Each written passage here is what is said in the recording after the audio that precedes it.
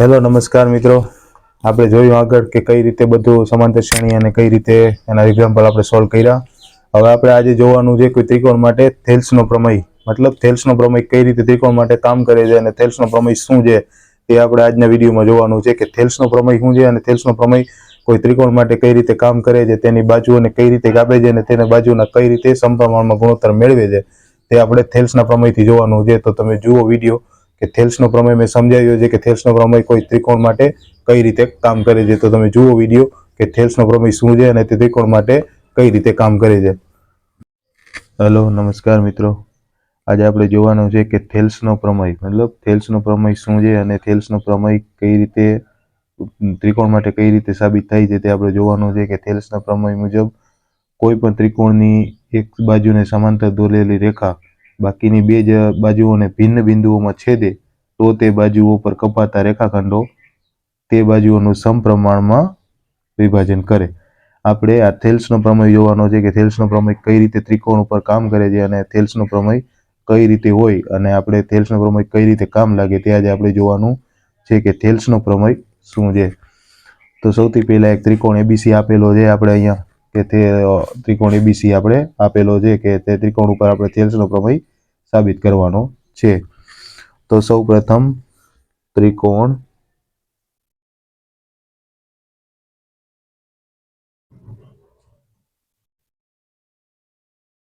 ABC ની બાજુ BC ને સમાંતર રેખા બાકીની બે બાજુઓ એબી અને એસી ને અનુક્રમે ડી અને ઈમાં છેદે છે. મતલબ આપણે એક અહીંયાથી એક રેખા લેવાની છે કે જે એબી અને એસી એને અનુક્રમે ડીઈમાં છેદે એવી એક વચ્ચે આમાંથી તમારે રેખા લેવાની છે. તો આ રીતે એક લઈ શકાય, આ રીતે લઈ શકાય. તો અહીંયા ડી આપી દો, અહીંયા ઈ આપી દો, સિમ્પલ આ થઈ ગયું. તો આપણે શું છે ત્રિકોણ એબીસી ની બાજુ બી અને સી માં સમાંતર રેખા બાકીની બે બાજુઓને એબી અને એસી ને અનુક્રમે ડી અને ઈ માં છેદે છે. તો આપણે મળી ગઈ રેખા. આપણે અહીંયા સાબિત શું કરવાનું છે, આપણે સાબિત કરવાનું છે કે આપણે થેલ્સના પ્રમેયમાં શું સાબિત કરવાનું છે તે તો લખવાનું AD upon AB is equal to AE upon EC. હવે આપણે અહીંયા સાબિત શું કરવાનું છે, AD upon AB is equal to AE upon EC. આપણે આ સાબિત કરવાનું છે થેલ્સના પ્રમેય પ્રમાણે કે આ ઉપરની બાજુ છેદમાં નીચેની બાજુ ઇઝ ઇક્વલ ટુ આ બાજુની ઉપરની બાજુ છેદમાં નીચલી બાજુ. આપણે એ સાબિત કરવાનું છે. તો હવે બીઈ અને સીડી ને જોડો, બરોબર છે. તો આ રીતે સેમ તમે જોડી શકો. બીઈ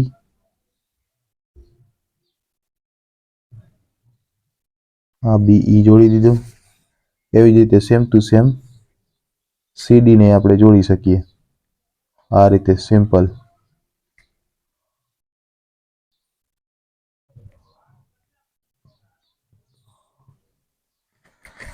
સિમ્પલ આ રીતે આપણે જોડી શકીએ. બી અને સીડી ને જોડી દીધા, બરોબર છે. હવે આપણે ડીએમ પરપેન્ડિક્યુલર છે એસી અને ઈએન પરપેન્ડિક્યુલર છે એબી ને. મતલબ આપણે એક અહીંયા પરપેન્ડિક્યુલર વેધ લીધો છે. વેધ મતલબ ખબર પડે છે ને કે કઈ રીતે લેવાનું છે. એક પરપેન્ડિક્યુલર લાઈન લેવાની છે, એક આ રીતે. સેમ અહીંયા પણ આપણે આને એબી ને પણ થાય એ રીતે એક પરપેન્ડિક્યુલર લાઈન લીધી છે. તેને આપણે નામ શું આપી દઈએ છીએ? અહીંયા n આપી દઈએ છીએ, અહીંયા m આપી દઈએ છીએ. તો આ શું થયું? dm પરપેન્ડિક્યુલર છે AC ને, એટલે આ dm છે એ પરપેન્ડિક્યુલર છે AC ને. આ વાળી લાઈન ઉપર આ dm વાળી લાઈન છે અને en વાળી લાઈન છે તે AB ઉપર પરપેન્ડિક્યુલર લાઈન છે. કેમ કે આપણે ક્ષેત્રફળ જોઈએ છે તો ક્ષેત્રફળ માટે પાયો અને વેધ બેની જરૂર પડે. કેમ કે પાયા અને વેધથી આપણે એનું કોઈ પણ હોય ત્રિકોણ એનું આપણે ક્ષેત્રફળ મળે. ક્ષેત્રફળ ઉપરથી જ આપણે આ સાબિત થાય કે કઈ રીતે આ મળે છે થેલ્સના પ્રમેય પ્રમાણે. તો ત્રિકોણ ADE નું ક્ષેત્રફળ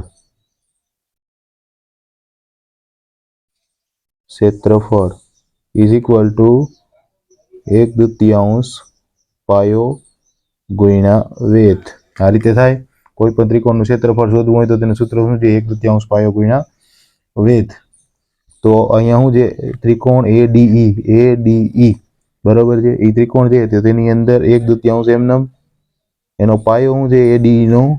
તો કે AD આ એનો પાયો થાય અને એને ગુણ્યા એનો વેધ. વેધ શું થાય? EN બરોબર છે. કેમ કે આપણે એના માટે જ પરપેન્ડિક્યુલર લાઈન લીધી છે વેધ માટે જ. તો સેમ એ જ રીતે આપણે ADE નું ક્ષેત્રફળ મતલબ આપણે આ AD માટે મળી ગયું. હવે આપણે સેમ ટુ સેમ એની પાછળ નીચેની બાજુની કરવાનું છે. તો તેવી જ રીતે સેમ ટુ સેમ ત્રિકોણ BDE નું ક્ષેત્રફળ આ રીતે થાય. તો સૂત્ર શું છે? 1/2 પાયો ગુણ્યા વેધ.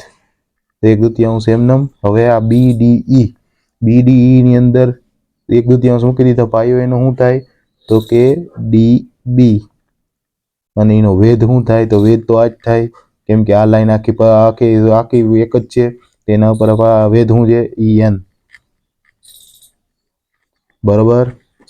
હવે એવી જ રીતે આપણે આ બાજુનું શોધી લીધું. હવે એવી રીતે આ બાજુનું શોધીએ આપણે. તો એ જ રીતે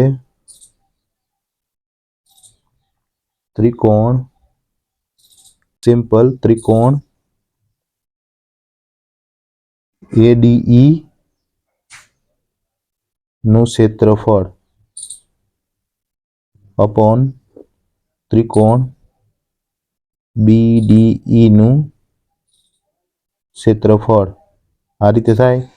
તો તમે કઈ રીતે કરી શકો? ત્રિકોણ ADE નું ક્ષેત્રફળ શું છે? 1/2 AD into EN is upon 1/2 DB into EN. આ BDE નું ક્ષેત્રફળ છે. તો આપણે અહીંયાથી મળે હું તો EN જાય એ 1/2 જાય તો AD upon DB. આપણે આનું ક્ષેત્રફળને જ્યારે એકબીજાના છેદમાં મૂકીએ ત્યારે AD upon DB મળે આપણે.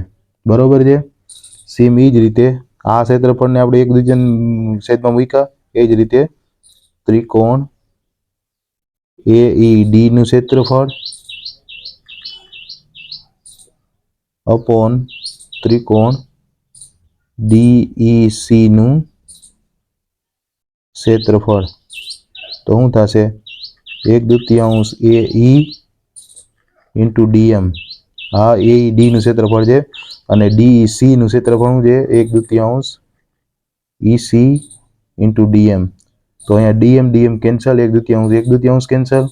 AE upon EC આપણે અહીંયા મળી ગયા. સેમ ટુ સેમ આ રીતે મળી જાય આપણે અહીંયા. હવે આપણે બીજું કંઈ કરવાનું નથી.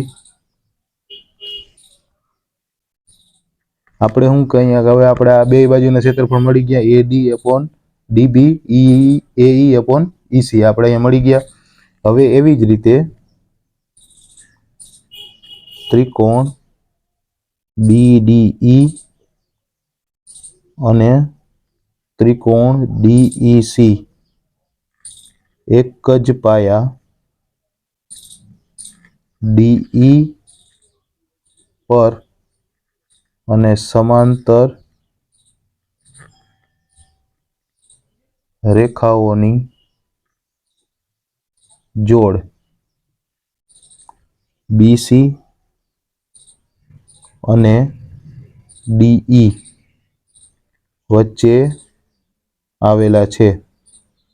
બરોબર છે ને? ત્રિકોણ BDE અને DEC, BDE અને DEC એક જ પાયા મતલબ DE પર અને સમાંતર રેખાઓની જોડ BC અને D, BC અને DE આ બેયની વચ્ચે આવેલા છે. આ બે ખૂણાઓ આવેલા છે ને, આ ખૂણો અને આ ખૂણો, આ બે વચ્ચેની આ બે લાઈનની વચ્ચે આવેલો છે. સિમ્પલ, આપણે આટલું તો અહીંયાથી જોઈને જ ખબર પડી જાય છે.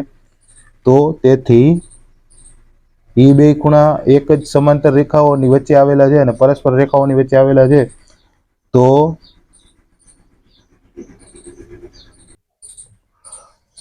ત્રિકોણ બે ખૂણાઓ BD અને DEC એક જ રેખાઓ બે સમાંતર રેખાઓની જોડ વચ્ચે આવેલા છે. તો બે રેખાઓની વચ્ચે સમાંતર બે ખૂણાઓ આવેલા હોય તો બેના ક્ષેત્રફળ સરખા હોય એવું આપણે પહેલેથી ખબર છે. તો મતલબ ત્રિકોણ BDE, આ BDE આપેલો છે, એનું ક્ષેત્રફળ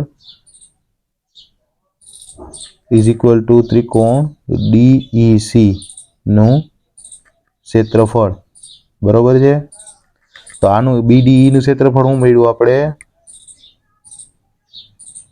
BDE નું AD upon DB, એવી જ રીતે DEC નું ક્ષેત્રફળ શું મળ્યું હતું આપણને? તો કે AE upon EC. તો આપણે જે અહીંયા સાબિત કરવાનું છે થેલ્સના પ્રમેય પ્રમાણે AD upon AB is equal two AE upon EC. તો આપણે અહીંયા સેમ ટુ સેમ શું મળે છે? AD upon DB AE upon EC. આપણે DB AE upon EC આપણે આ સિમ્પલ થેલ્સના પ્રમેય પ્રમાણે આપણે સાબિત કરી શકીએ. તો આ તો થેલ્સનો પ્રમેય કે જે પ્રમાણે આપણે સાબિત કરી શકીએ કે એક બાજુની છેદની અંદર બીજી બાજુ હોય તો સેમ ટુ સેમ એવી જ રીતે બીજા ત્રિકોણની એક બાજુની છેદમાં બીજી બાજુ હોય તો બે એકબીજાને સમપ્રમાણમાં હોય. મતલબ ત્રિકોણની કોઈ એક બાજુને તમે દોરેલી સમાંતર રેખા હોય ને તો એ બે બાજુને ભિન્ન બિંદુઓમાં છેદતા હોય તો તે બાજુ ઉપર કપાતા રેખાખંડો બે બાજુને સમપ્રમાણમાં વિભાજન કરે. તો આ તો થેલ્સનો પ્રમેય કે તમે કઈ રીતે ત્રિકોણનું વિભાજન કોઈ સમાંતર રેખા દોરેલી હોય કોઈ એક બાજુને તો તે કઈ રીતે અને કઈ પ્રમાણમાં તે બીજી બે બાજુઓનો વિભાજન